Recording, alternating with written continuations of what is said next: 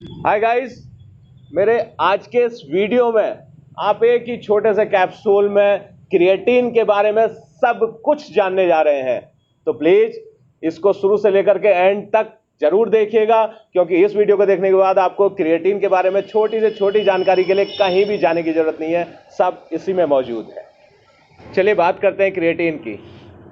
Studies या शोध research कहती हैं कि जो क्रिएटिन है वो हमारी मसल साइज को इंक्रीज कर सकता है, हमारी स्ट्रेंथ को बढ़ाता है और साथ ही एक्सरसाइज परफॉर्मेंस को इम्प्रूव करता है।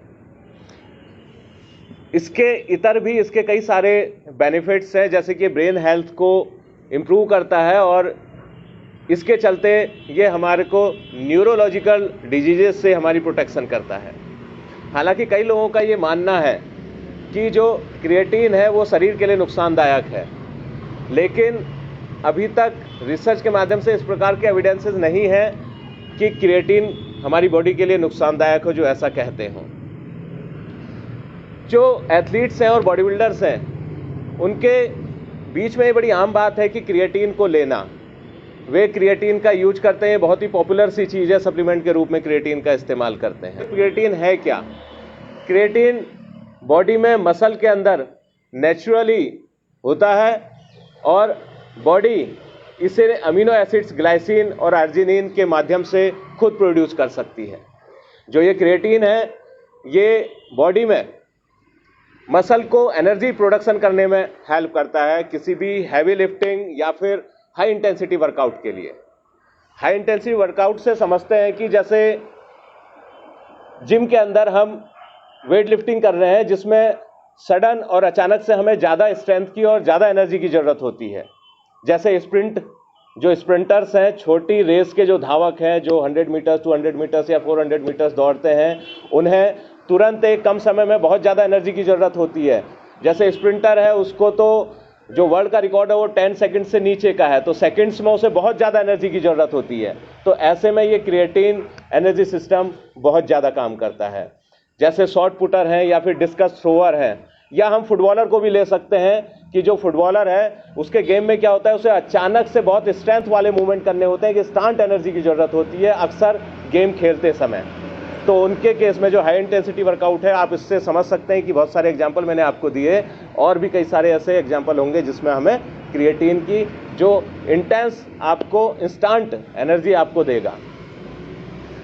ये कैसे, इस तरीके से जो एनर्जी सिस्टम है हमारा, उसके अंदर जो क्रिएटिन है ये मसल सेल के अंदर क्रिएटिन फॉस्फेट के रूप में या फिर उसे फॉस्फोक्रिएटिन भी कहते हैं, उसके रूप में स्टोर रहता है और एटीपी प्रोड्यूस करता है। एटीपी को हाई एनर्जी करेंसी कहते हैं। मतलब कि जितनी ज़्यादा एटीपी हमारी बॉडी में होगी, हमारी एक्सरसाइज परफॉर्मेंस उतनी ही अच्छी होगी। तो ये एटीपी प्रोड्यूस करके हमें तुरंत एनर्जी देता है और हमारी एक्सरसाइज परफॉर्मेंस को इम्प्रूव करता है। देखते हैं कैसे कैसे हमें ये फ़ायदा करता है। जब हमारी एक्सरसाइज परफॉर्मेंस इंप्रूव होगी तो जो वॉल्यूम ऑफ वर्क है, वर्कआउट के दौरान जो वॉल्यूम ऑफ वर्कआउट है हमारा, वो इंक्रीज होगा। तो हम समझ सकते हैं कि लॉन्ग टर्म में हमारी मसल का साइज इंक्रीज होगा। साथ ही एक टर्म होता है सैटेलाइट सेल सिग्नलिंग।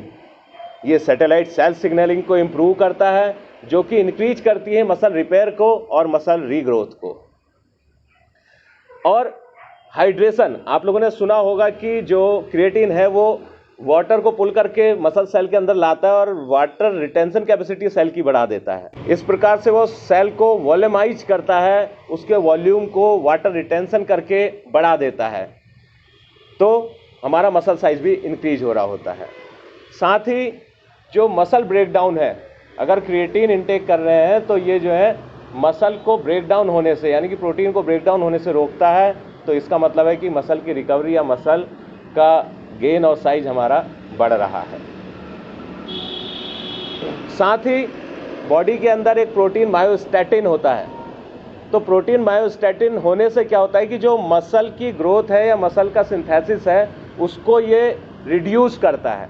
लेकिन जब क्रिएटिन लेते हैं तो स्टडीज कहती हैं कि जो प्रोटीन मायोस्टैटिन है उसका लेवल बॉडी में डाउन हो रहा है, तो फिर से ये मसल साइज को हमारे बढ़ा रहा है, मसल गेनिंग में हेल्प कर रहा है। और इसी के साथ स्टडीज ये भी कहती हैं कि एनाबॉलिक हार्मोन, क्रिएटिन लेने से एनाबॉलिक हार्मोन जैसे कि IGF-1, insulin growth factor hormone 1 जो है उसका लेवल इंक्रीज होता है और फिर से वो एनाबॉलिक एनवायरनमेंट क्रिएट करता है और हमारे मसल साइज को बढ़ा रहा होता है।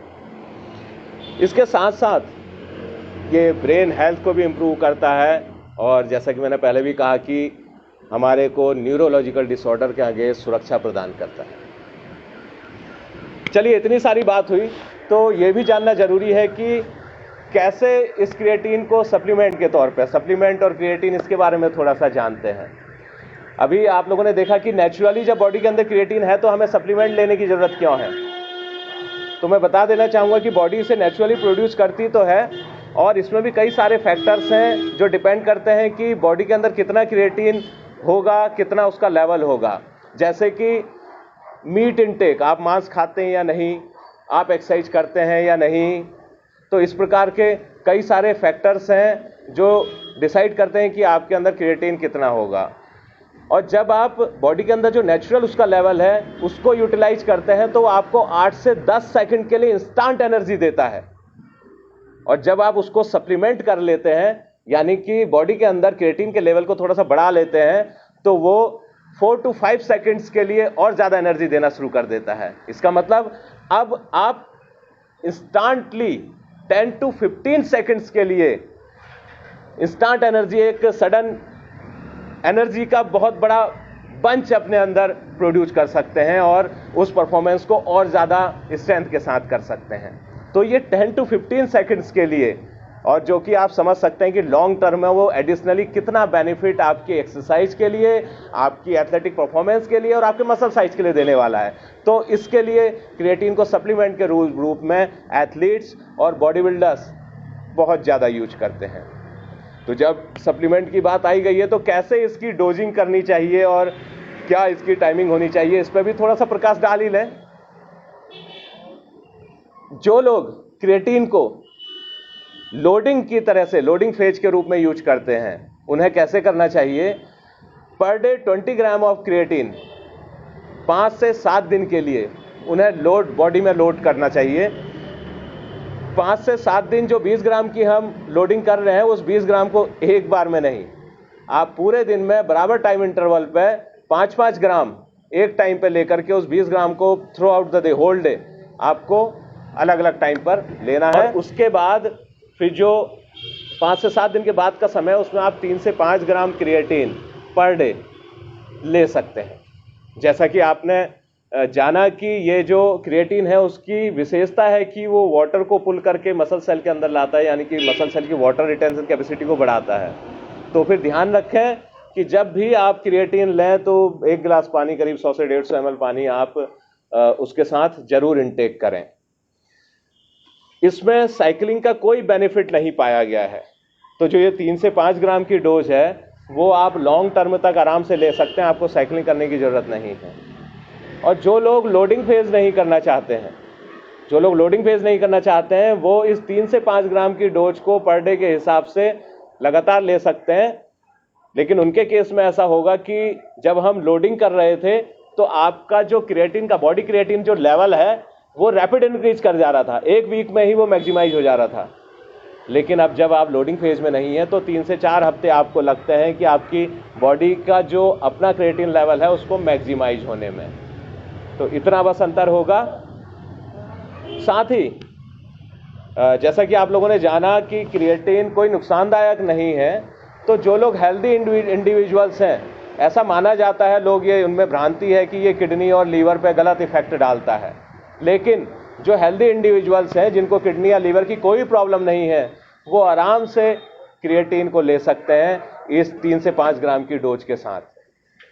लेकिन जिन लोगों को किडनी या लीवर की पहले से ही कोई प्रॉब्लम है, वे जरूर ध्यान रखें कि क्रिएटिन का इंटेक करने से पहले डॉक्टर से कंसल्ट कर लें, तभी जाकर के वो क्रिएटिन लें। एक सवाल और छुपा रहता है क्रिएटिन के साथ जब हम क्रिएटिन की बात करते हैं, क्योंकि मार्केट में बहुत सारे फॉर्मुलेशंस हैं इसके, जैसे creatine monohydrate, creatine ethyl ester या liquid creatine, buffered creatine, creatine hydrochloride. तो जो बंदा है क्रिएटिन लेने से पहले बहुत कंफ्यूज हो जाता है जब इतने सारे फॉर्मुलेशन है तो बेचारा क्या लेगा। और हर कोई बंदा ये बोल रहा है कि मेरा ये फॉर्मुलेशन अच्छा है, भाई ये फॉर्मुलेशन अच्छा है, आप इसे लेंगे तो ज़्यादा पावर और ज़्यादा एनर्जी, आपकी एक्सरसाइज परफॉर्मेंस इंप्रूव होगी, आपकी मसल स्ट्रेंथ इंप्रूव होगी। तो ऐसे में आपको क्या करना चाहिए, कुछ समझ में नहीं आता क्यों। तो यहाँ पर मैं आपको बता देना चाहूँगा कि जो स्टडीज कहती हैं, शोध कहते हैं कि क्रिएटिन की जो मोनोहाइड्रेट फॉर्म है बेस्ट फॉर्म है। अभी तक कोई भी ऐसे एविडेंस नहीं पाए गए हैं कि जो अन्य फॉर्म है वो इससे बेहतर है, जबकि जो अन्य फॉर्म है वो काफ़ी कॉस्टली है। Creatine monohydrate is the cheapest form of creatine available in the market. तो ये चीपेस्ट है और मोस्ट इफेक्टिव है, इसको आप, और सेफेस्ट है। तो इसलिए आप क्रिएटिन को आराम से अपनी डाइट में शामिल कर सकते हैं। ओल्डर एडल्ट्स में भी ये हेल्पफुल है, बेनिफिशियल है, उनके ब्रेन हेल्थ को अच्छा करती है और कई सारी ब्रेन से होने वाली प्रॉब्लम्स जो है ब्रेन से रिलेटेड, उसमें हमें सुरक्षा प्रदान करती है। मैं समझता हूँ क्रिएटिन के इतने, थोड़ा सा बड़ा लेक्चर ज़रूर हो गया है, लेकिन इतनी सारी इन्फॉर्मेशन जो एक ही कैप्सूल के अंदर आपको मिल जा रही है, इसके साथ आप ज़रूर ही लाभान्वित होंगे। आपको फिटनेस की बहुत बहुत शुभकामनाएं।